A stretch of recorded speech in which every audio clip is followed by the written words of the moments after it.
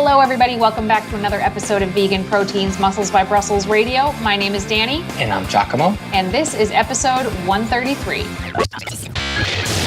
Hey, everybody. Welcome back. 𝐃𝐨𝐽 is still in Florida as of us recording this. Hopefully he'll be home soon because I miss him terribly.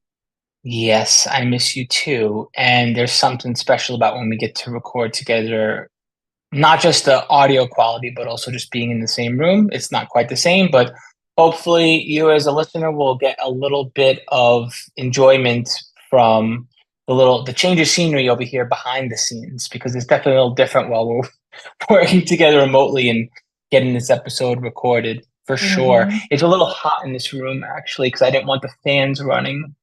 And well, it's really hot everywhere right now. Everybody down south is saying that it's going to be like 110 degrees as of the day of us recording this. So, yeah. Eek. Yeah. Well, it's better than the rain that's been out here. So it's kind of like sunny and clear skies or whatever. It's Florida. It's warm. It's cool.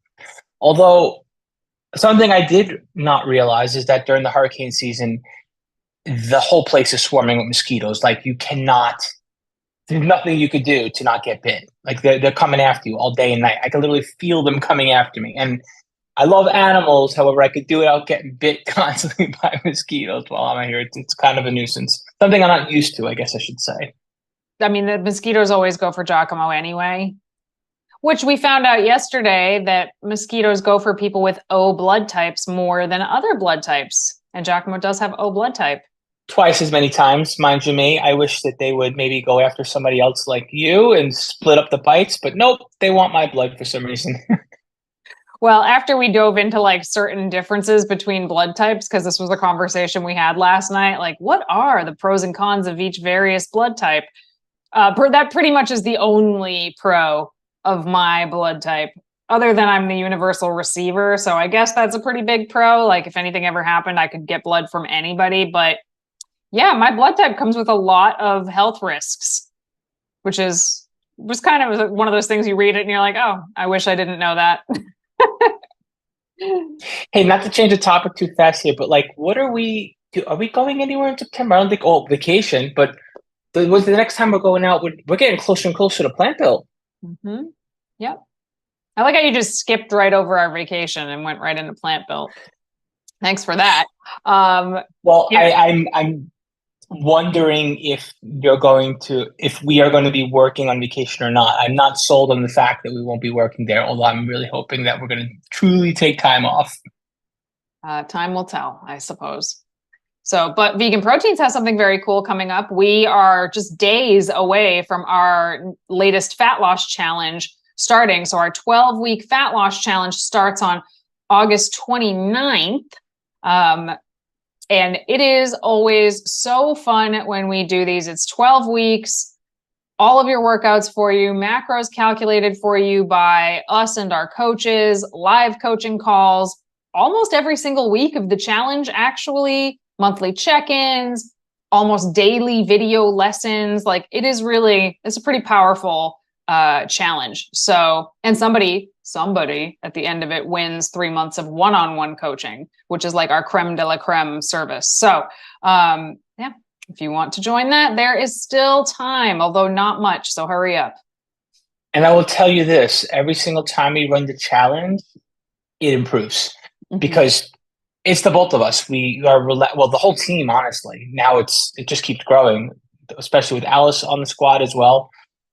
Every time we do something, we figure out how to do it even better for you. So you will be in the next challenge. You'll be getting all the experience and then some. It is going to be a good one for sure. It will be even better than the last one. And we've been running these for a while. I don't know, several years at least. Yeah. Anyways, what are we talking about today, Danny? Today we are talking about one of the biggest complaints that I get from people, which is that they hate food tracking.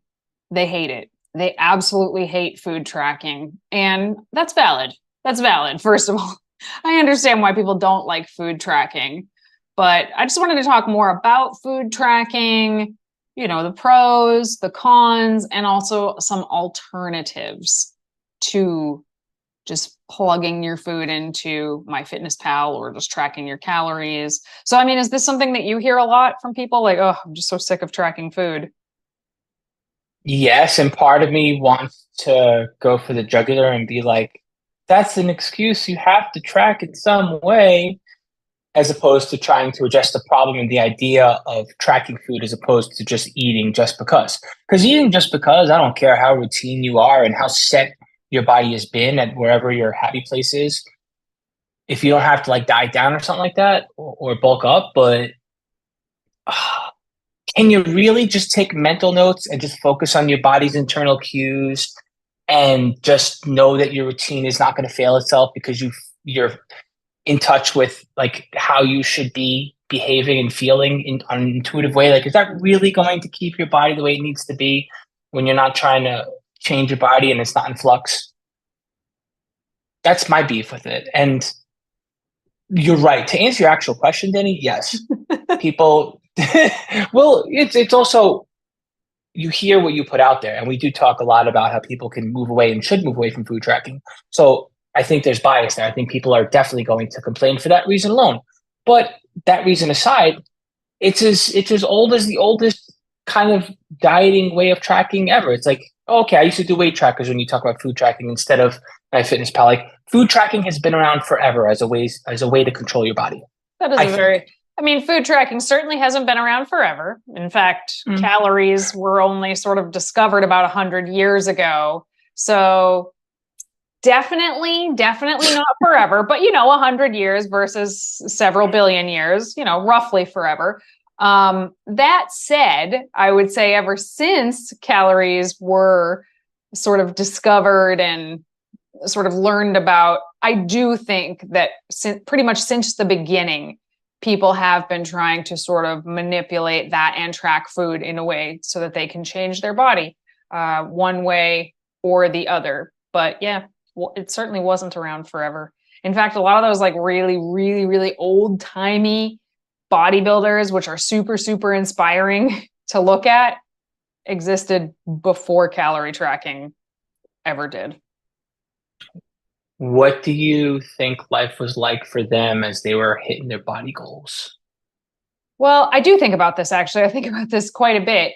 I think about like, wow, how did they do that without access to gyms and tracking food, or even really like understanding a lot of the basics about food in and of themselves? So it does kind of make sense. Like, most people did manual labor back then. So people were not sitting at a computer all day. They were working their butts off, like out in the fields or in the mines or wherever people were working. So there was lots of lifting, weightlifting, one way or the other happening. And then obviously people who specifically wanted to pursue a particular physique, there were, dumbbells and things like that that did exist. But I think a lot of it comes down to food, what was available and what wasn't available. First of all, food was certainly not as easy to come by as it is now, let alone highly processed, super dense, hyper palatable food. That just didn't exist back then. It was pretty plain foods. I mean, even getting certain spices was a big deal, So I think it was just a lot more basic. But in order to build muscle, quite frankly, you had to have the privilege of access to food. So, and like large quantities of it. So anyway, that's a separate topic entirely. But yeah, I don't think people were tracking their food back then because that wasn't even a thing.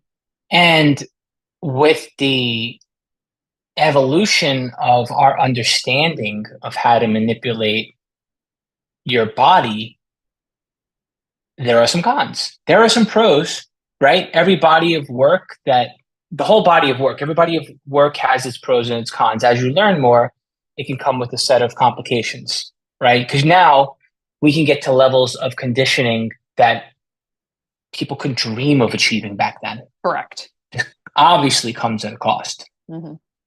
It's also something that wouldn't have come without the skill of tracking and the understanding of calories.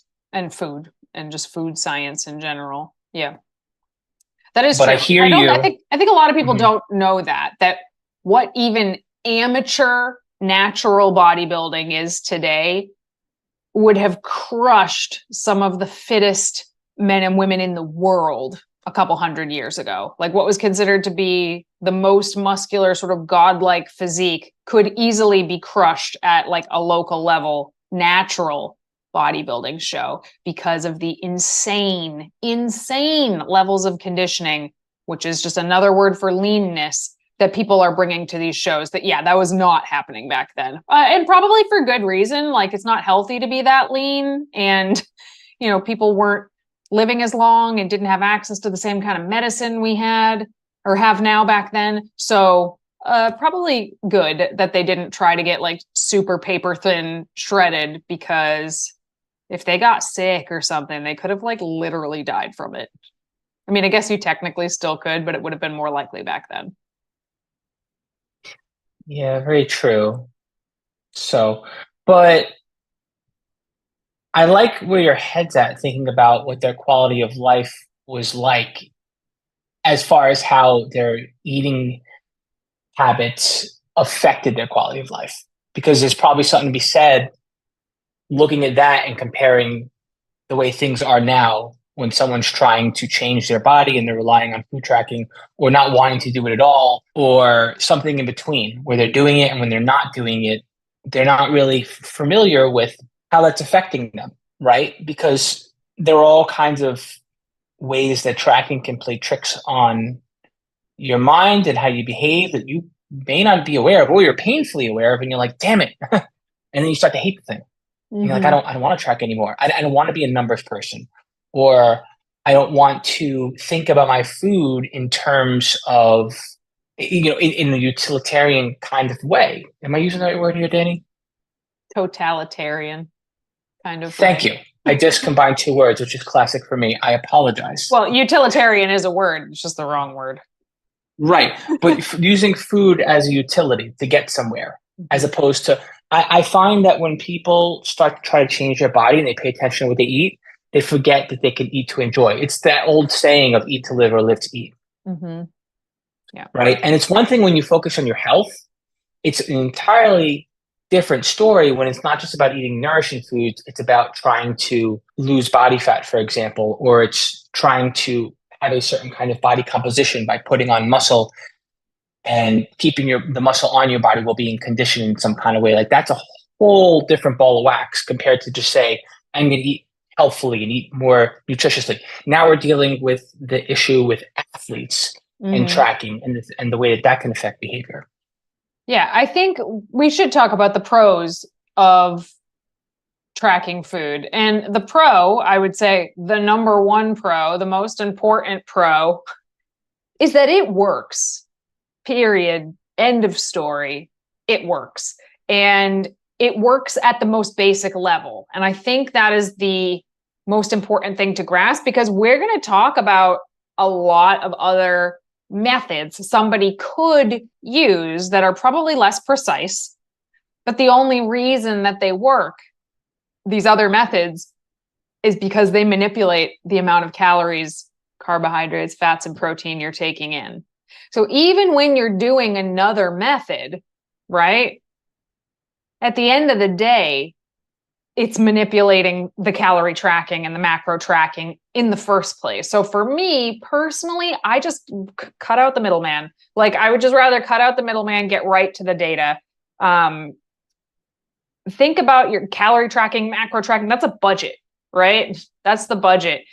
All of these other methods we're going to talk about would be like the different ways that you can save money.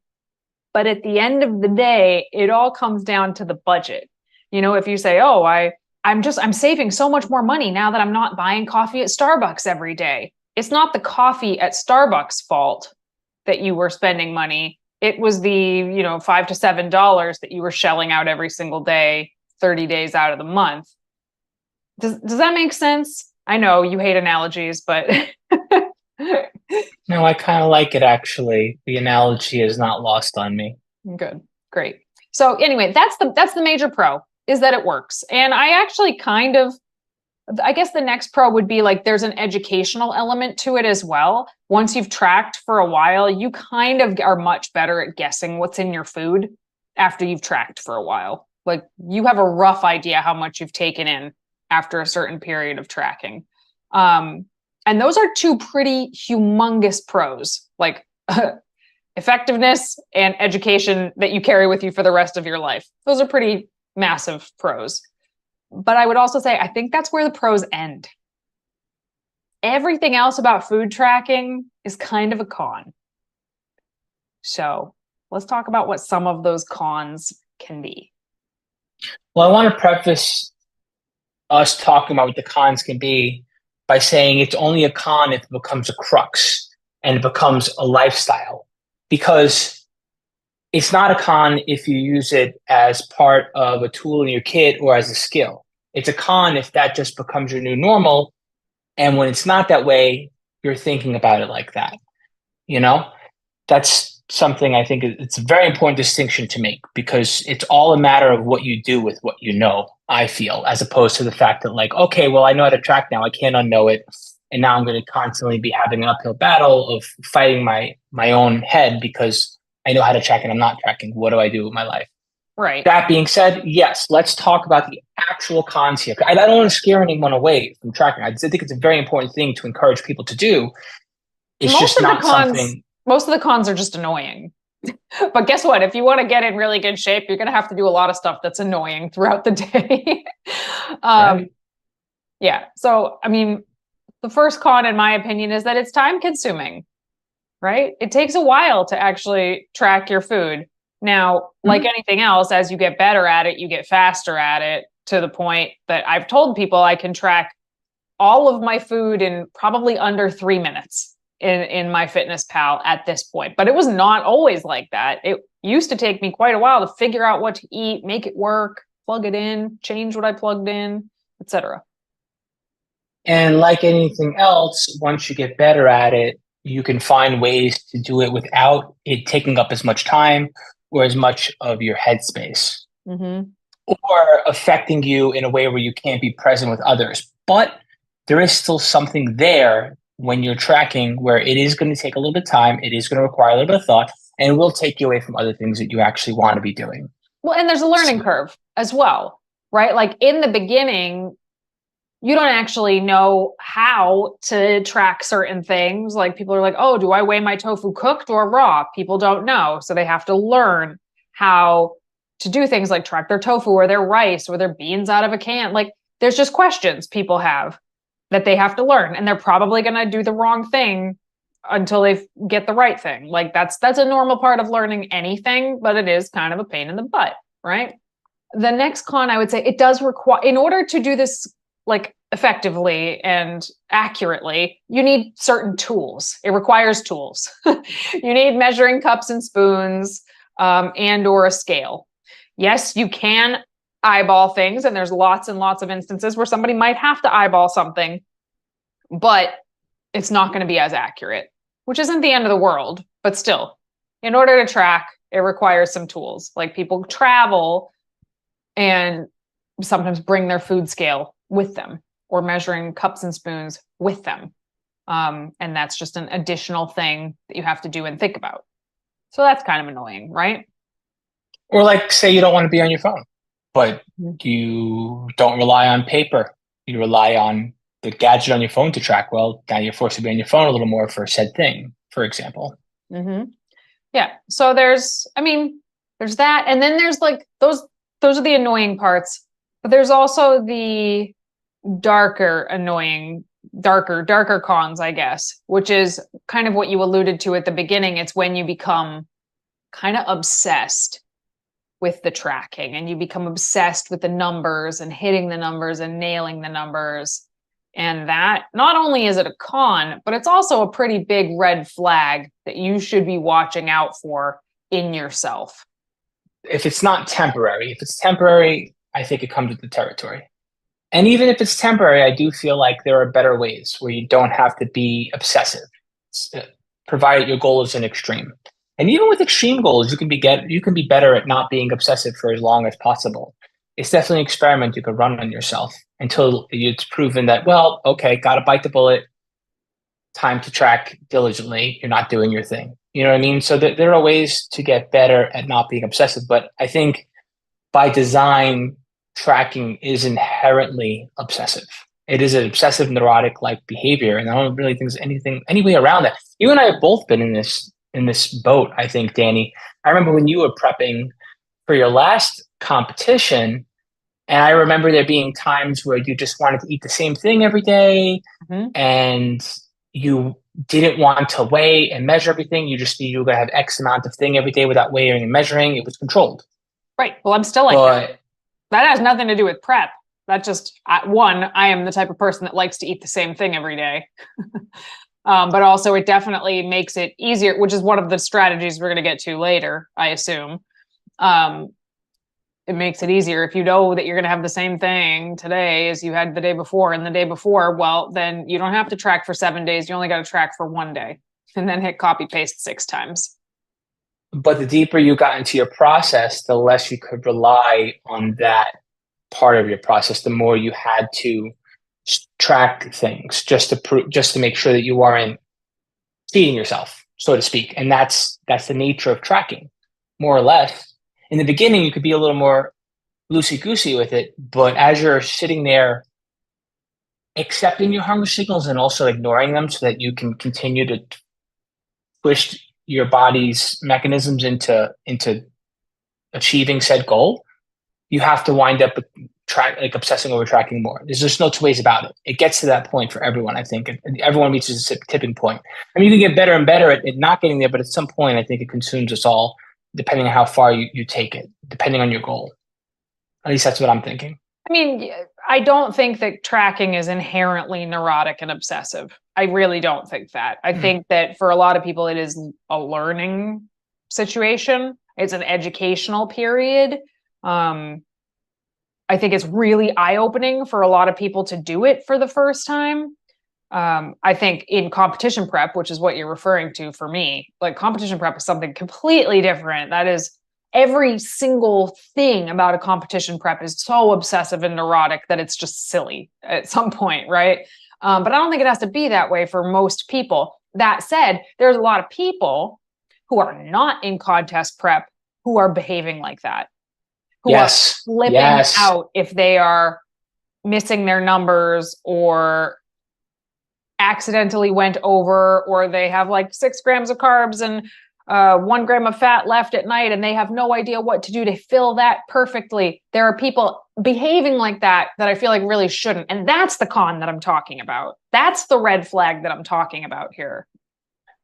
I like that. That's 100% true. And then you try to take someone away from being in that state of mind and that process, and then they start to worry that they're not going to get results or they're not going to keep the results that they earned.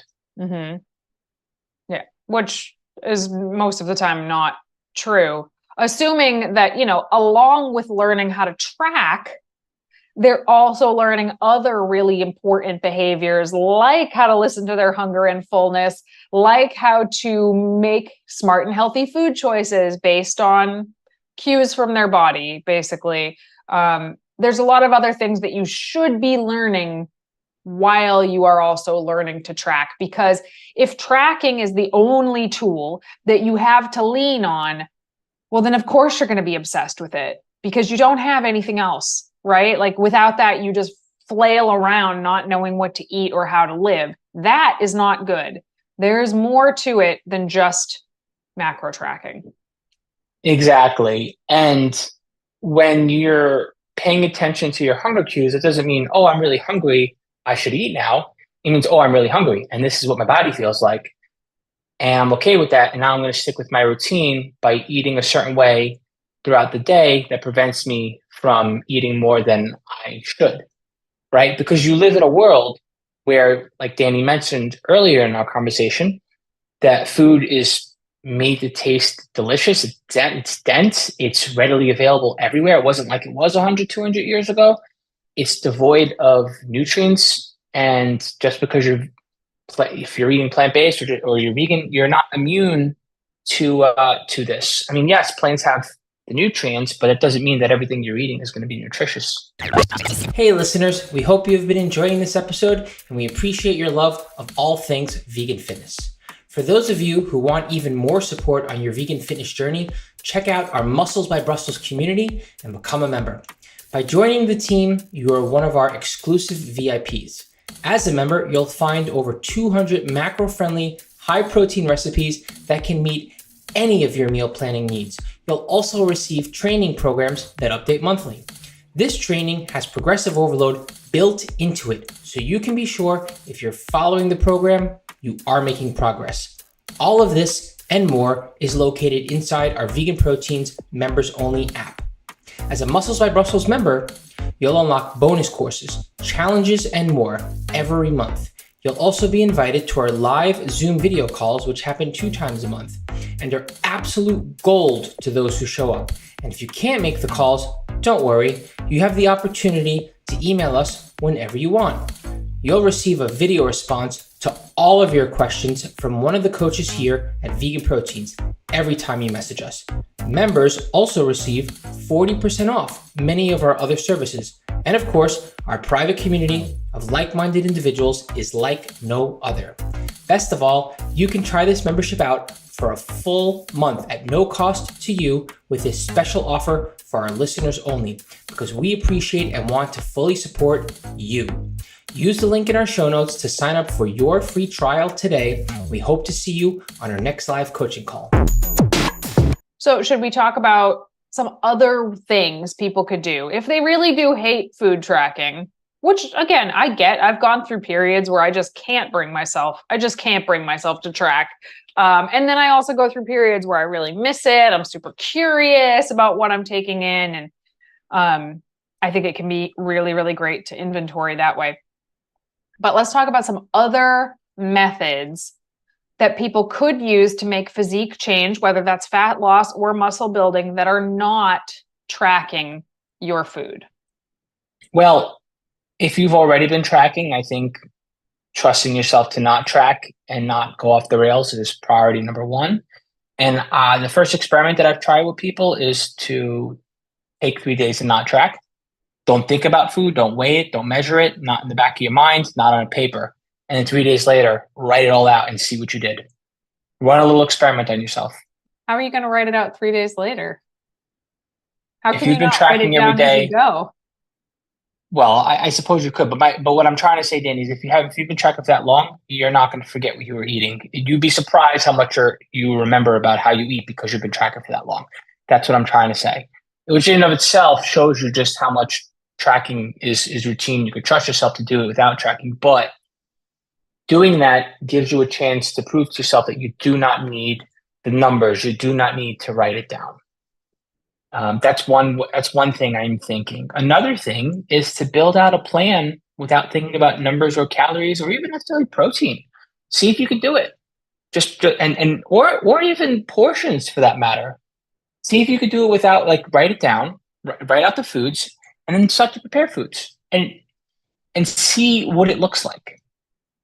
These little experiments that you could run on yourself, they may not be your solution in the short, but long term, you're going to wind up having a different way of approaching planning and making your meals, and you're going to wind up trusting yourself more, realizing that you don't necessarily need the things that you thought you needed because you've actually learned how to apply yourself. You've learned how to change your behavior essentially without having to still track or or weigh or measure. And trust me when I say this, you will surprise yourself.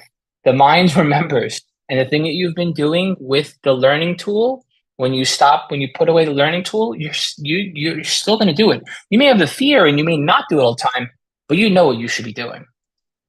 At least that's the way that I've seen, over the years of experimenting with others and on myself. What are you thinking? What kind of ideas do you have? Oh, I have a lot of ideas, but they're very different than yours. My first idea is to use kind of like a meal plan template, or a meal template is a better way to put it. Having a plate, like a 7-inch dinner plate, that is half vegetables, 1/4 protein, 1/4 starch, and like a thumb size amount of fat on your plate. And that's like a full, balanced, well-rounded meal. And then doing that 3 times a day.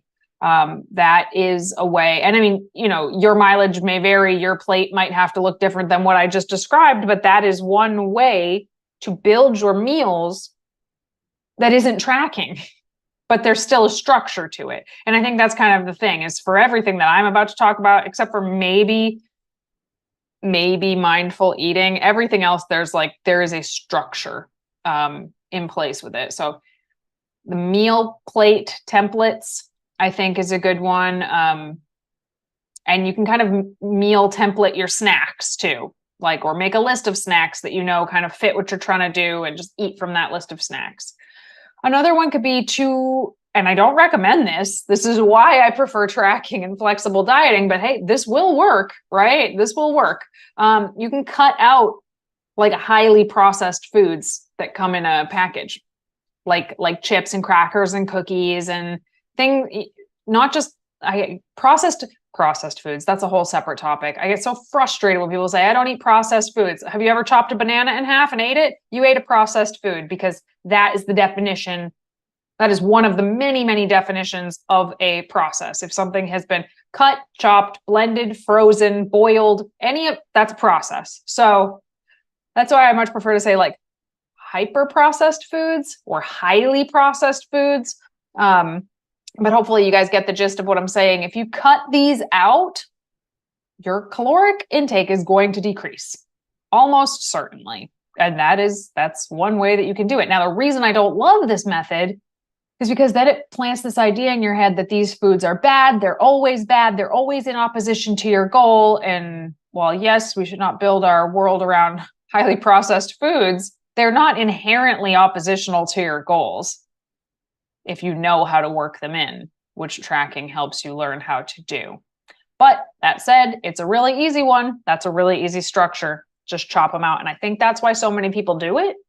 Like, this is a super common one. People say, oh, I'm not going to eat junk food. And they are pretty successful with it for a period. And then they're not. Then they go to a party and there's a bowl of chips, and then they cannot stop eating the chips. And then the floodgates are now open and they're eating everything. And this is why I personally don't think it's a great one.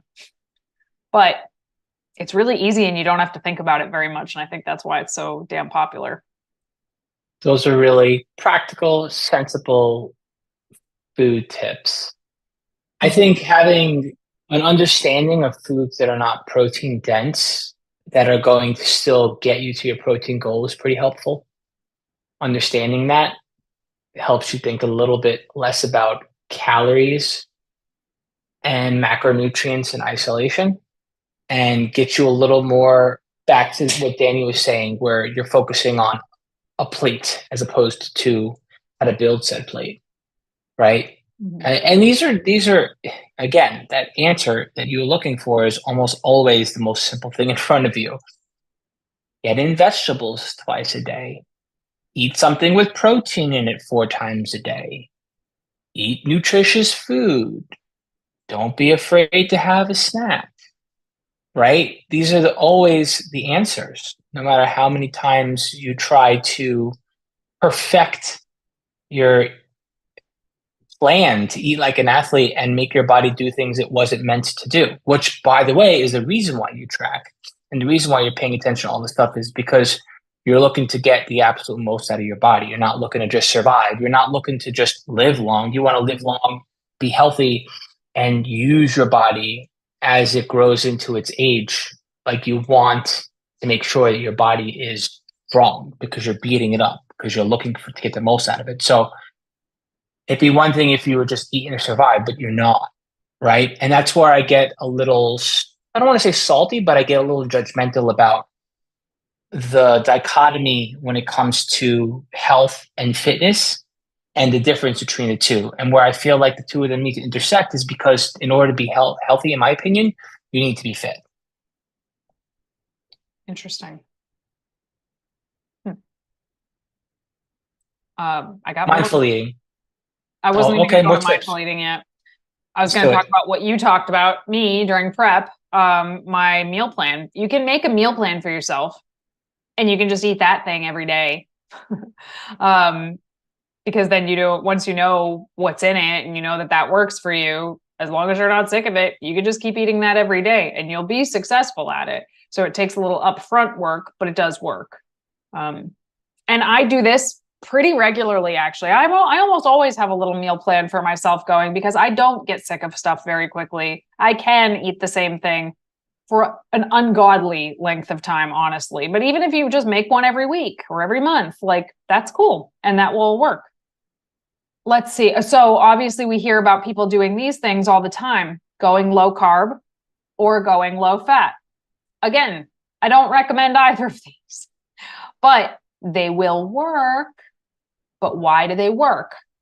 They work because they reduce your caloric intake, period, the end, full stop. If you are trying to lose weight and you go on a low carb diet, you're probably going to lose weight because you just decreased your caloric intake. If you go low fat, you're probably going to lose some weight, certainly initially anyway, because you decreased your caloric intake. So this kind of elimination style of eating where you eliminate certain foods or certain types of foods, they will work because for fat loss and weight loss, they will work because they decrease your caloric intake. Are they the most balanced? They can be. I think there are certain foods that somebody could remove without too much fanfare around it. Soda, right? Like if someone just stopped drinking sugar-based sodas, a lot of people are going to lose weight from that alone because they've been drinking 2 or 3 cans of soda a day, which is like 450 calories. When they swap that out, boom, they will lose a pound a week from that alone.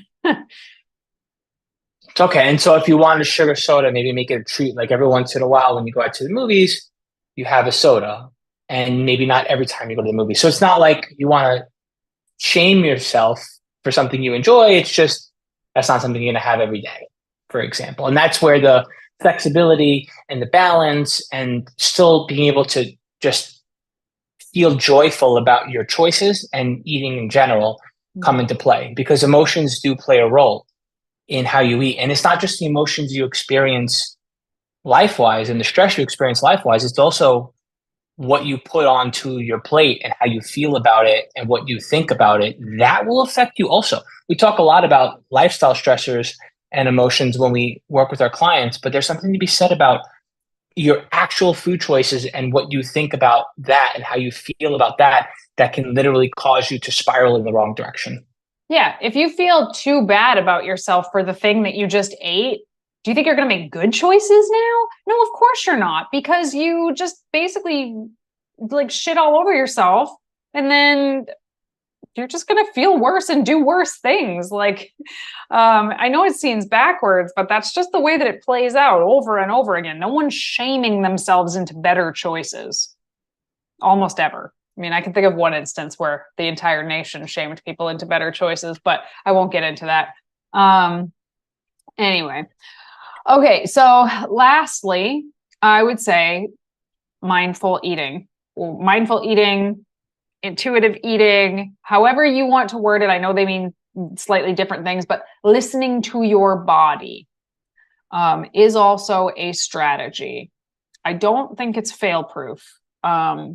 I don't think any of these are fail-proof, just to be clear, but I don't think that mindful eating or intuitive eating only, because you can track your macros and eat mindfully, but you can't really track your macros and eat intuitively. Those are different things.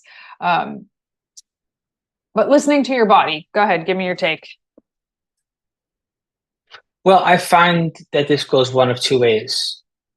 When someone listens to their body, they can realize that they're denying themselves a feeling hunger, or their feeling of hunger is actually a fear. Like they have a fear of hunger, so they wind up feeling it too much, or they don't feel it enough. Put it that way. I've seen both, and both are unhealthy, in my opinion.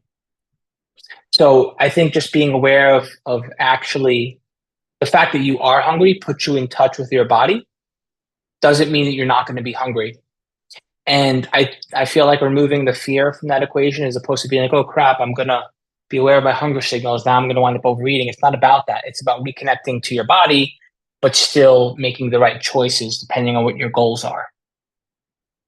Yeah, I mean, I will always think that there is a benefit to eating mindfully, regardless of which one of these options you so choose to do. Be mindful while you're eating. Give your food the attention it deserves while you're eating it. Eat slowly, really pay attention to the food in your mouth, the way that you feel. Like all of that is going to make you just more satisfied by the end of your meal. Always, always. So I'm always a fan of that.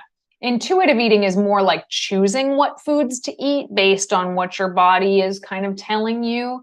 And I feel like everybody should try this. I feel like everybody should try it because we are so out of touch with our bodies in the first place. But again, and I think we touched upon this in one of our last episodes, or actually maybe it's an episode coming up that we already recorded. I'm not sure. No, it was one of our last episodes.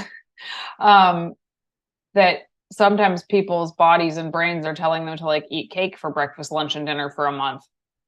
And it can take quite a while to really sort of get the hang of that and start feeding your body not just what it wants, but also what it needs. So I don't necessarily think intuitive eating is actually a method that can help you change your body if you're doing it correctly. But I do think that it can help you change your relationship to food, which in some ways is more important. So, but it's a longer path. And if you're hung up on six-pack abs while you're trying to learn how to eat intuitively, you're going to have a bad time. Right. And drawing that line in the sand, you obviously know which direction you're going to take, the safer route for you. However, it could lead to a more painful process as far as you feeling a little more, I don't know if the right word is normal, but a little more hands-off with your approach, where you just free up your time and your energy for other things in your life. And if that other thing in your life is something that is healthy and fit related, sure. But it doesn't have to be like that specific thing that you're doing as far as tracking, as opposed to just trying to be take a little bit more of a balanced approach to tuning back in with your body and your mind. Like Danny said, mindful eating is paying attention. It's not like you don't have to necessarily obsess about how you feel. You don't have to make changes, be like, oh, I got to be mindful. I have to make sure I'm eating more or less. It's just about being aware. You know when you're overindulging. You know when you're maybe depriving yourself a little more than you want to be. Neither is bad. It's just if you look at the habit and you don't like it and it's your routine or it's happening too often, now you're able to make a change, as opposed to being like, well, it's a matter of calories in versus calories out. Not necessarily. It's a matter of being more familiar with your eating habits and why you make your choices. And that way you can just, and the benefit to this is when you get to the other side and things are good, you can just eat. You know what I mean? You can just have a little bit more of a, how do I say, a little bit more of a, you're eating to enjoy kind of approach when you sit down while still eating like an athlete. So whichever one of these methods you choose, just consider the pros and cons and consider why something might work or why it might not work. And, none of these are wrong. None of them are wrong. You can try all of them. And I think I would encourage people to do exactly that. If you think you want to try something, try it. What's the worst that can happen? It doesn't work and you go back. No big deal.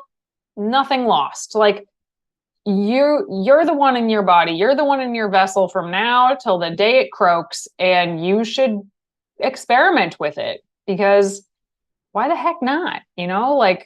Best practices on paper, awesome. Science, we love it. But at the end of the day, if you're curious about something, try it and see how it feels for you. All right, moving on to our question and answer segment. 𝐶𝐭, how long did it take before you noticed a difference? I'm on my 4th week of weight training and there are no changes. I know that it takes time. I just wanted to get realistic expectations.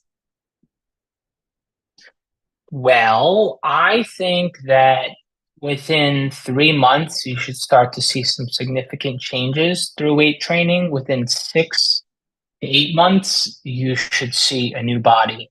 And if you don't, then you should be taking a look at yourself, not in motion, like a still, like take a picture, and all the while be tracking.